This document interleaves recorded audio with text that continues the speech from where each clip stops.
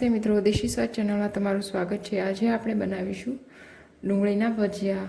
મારી રેસીપીને વિડીયો સાથે જોવા માટે ચેનલને સબસ્ક્રાઈબ જરૂરથી કરજો। ડુંગળીના ભજીયા બનાવવા માટે મેં અહીંયા ડુંગળી છે એકદમ ઝીણી ઝીણી સમારી લીધી છે। તમે ડુંગળીની સ્લાઇસ પણ કરી શકો છો, તે બી ખૂબ સરસ લાગે છે। હવે આપણે તેમાં મરચાંની પેસ્ટ,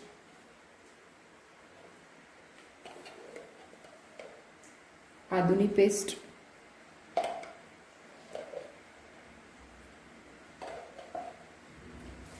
ત્યારબાદ 2 ચમચી જેટલો ચણાનો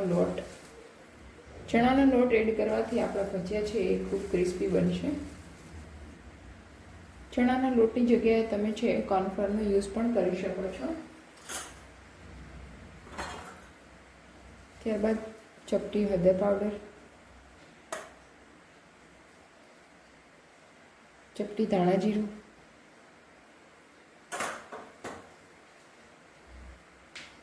સ્વાદ અનુસાર મીઠું અને કોથમીર એડ કરી અને આપણે પ્રોપર મિક્સ કરી લેવાનું છે।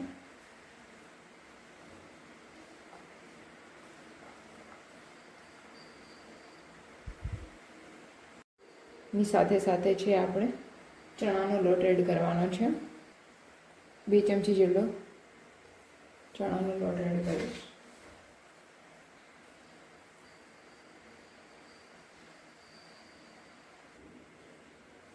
એક લીંબુ એડ કરીશ।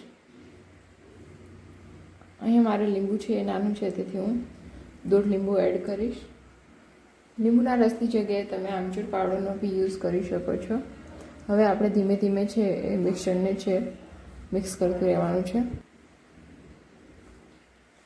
તમને જરૂર લાગે તો તમે 1 થી 2 ચમચી જેટલું પાણી નાખી અને મિક્સ કરી શકો છો, પરંતુ અહીંયા પાણી નાખ્યા વગર જ છે એ ડુંગળીના ટુકડા સાથે છે ચણાનો લોટ અને ચોખાનો લોટ છે મિક્સ થઈ ગયો છે, તેથી હું પાણી એડ નહીં કરું।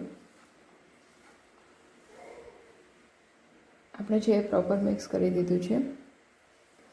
અહીંયા છે પાણી નાખ્યા વગર જ તમે જોઈ શકો છો કે ભજીયા થઈ જાય એવું બાઇન્ડિંગ તૈયાર થઈ ગયું છે। હવે આપણે આને ફ્રાય કરી લેવાના છે। આપણું તેલ છે ગરમ થઈ ગયું છે।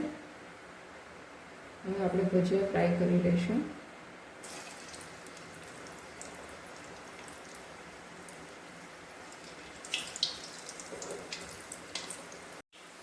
ભજીયામાં સ્ટાર્ટિંગમાં છે તમારે ગેસની ફ્લેમ છે હાઈ રાખવાની છે, નહીં તો ભજીયા છે એ તેલ પી જશે।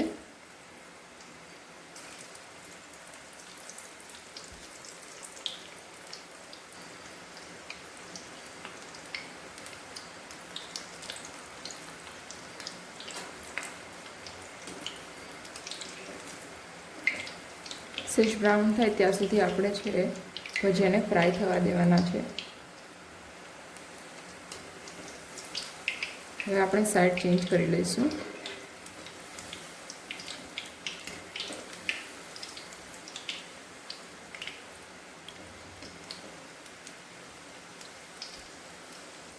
મરચાંના ભજીયાને છે તમે આંબલીની ચટણી અથવા તો તળેલ મરચાં જોડે બી ખાઈ શકો છો।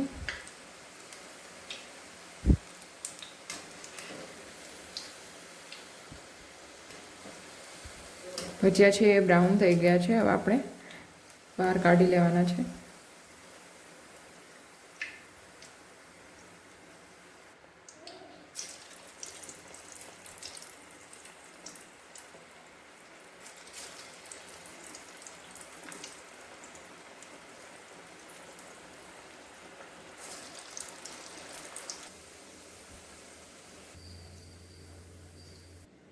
તો મિત્રો તૈયાર છે આપણા ડુંગળીના ભજીયા, જેને કાંદી ભજી બી કહેવામાં આવે છે। જો મિત્રો તમને મારી રેસીપી પસંદ આવી હોય તો વિડીયોને લાઇક, શેર અને સબસ્ક્રાઈબ જરૂરથી કરજો। Thank you.